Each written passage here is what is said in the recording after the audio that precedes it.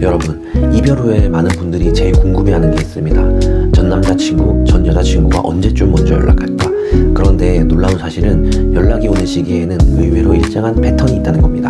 오늘은 그 패턴과 심리, 그리고 우리가 어떻게 대처해야 하는지까지 알려드리겠습니다. 첫 번째는 감정이 완전히 정리되지 않았을 때입니다. 이별 직후에는 미련, 습관, 공허함 때문에 충동적으로 연락이 오기도 합니다. 이때 오는 연락은 보고 싶다는 진심일 수 있지만 동시에 혼자 있기 힘들다는 불안의 표현일 수 있어요. 즉 감정보다 상황을 채우려는 연락일 수 있다는 거죠. 두 번째는 외로움이 깊어질 때입니다. 특히 주말 저녁, 기념일, 특별한 날 같은 때 연락이 오는 경우가 많습니다. 예를 들어 전에는 같이 했던 루틴이 갑자기 사라져서 공허할 때, 혼자 밥 먹다가 문득 생각날 때, SNS에서 소식이 보여서 막 갑자기 마음이 흔들릴 때. 하지만 여기서 중요한 건 외로움이 원인이라면 연락은 순간적인 위로일 뿐 관계를 회복하겠다는 진심과는 다를 수 있다는 겁니다.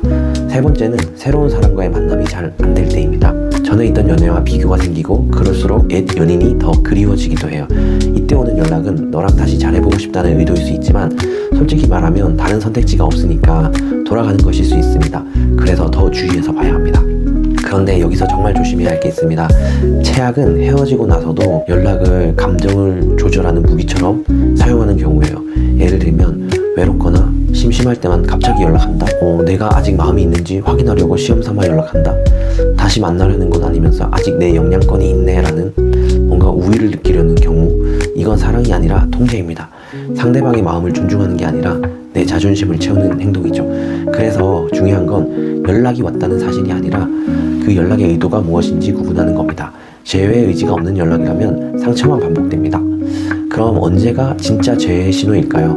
바로 연락 속에 변화의 태도가 담겨있을 때입니다.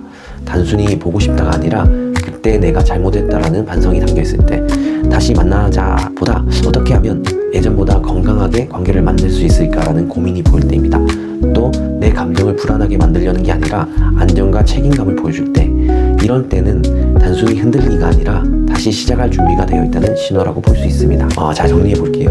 헤어진 연인이 먼저 연락하는 시기는 보통 이럴 때입니다. 첫 번째는 감정이 정리가 되지 않았을 때, 두 번째는 외로움이 찾아올 때, 세 번째는 새로운 연애가 잘 되지 않을 때, 그리고 최악의 경우에는 연락을 감정의 무기로 삼을 때입니다. 하지만 진짜 재해 신호는 단순히 연락이 왔다가 아니라 그 안에 변화와 책임의 태도가 담겨 있을 때입니다.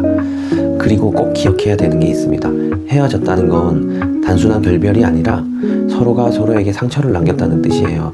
그래서 연락이 왔을 때 바로 재해냐 아니냐를 고민하기보다 먼저 물어야 하는 건 이겁니다. 우리가 서로에게 남긴 상처를 직면하고 회복할 준비가 되어 있는가? 틴켈러가 이렇게 말했습니다. 사랑은 감정이 아니라 선택이며 헌신이다. 즉 재해가 의미가 있으려면 감정이 그리워서 돌아오는 게 아니라 그 상처를 인정하고 다시 이 사람에게 헌신하겠다는 태도가 있어야 된다는 겁니다.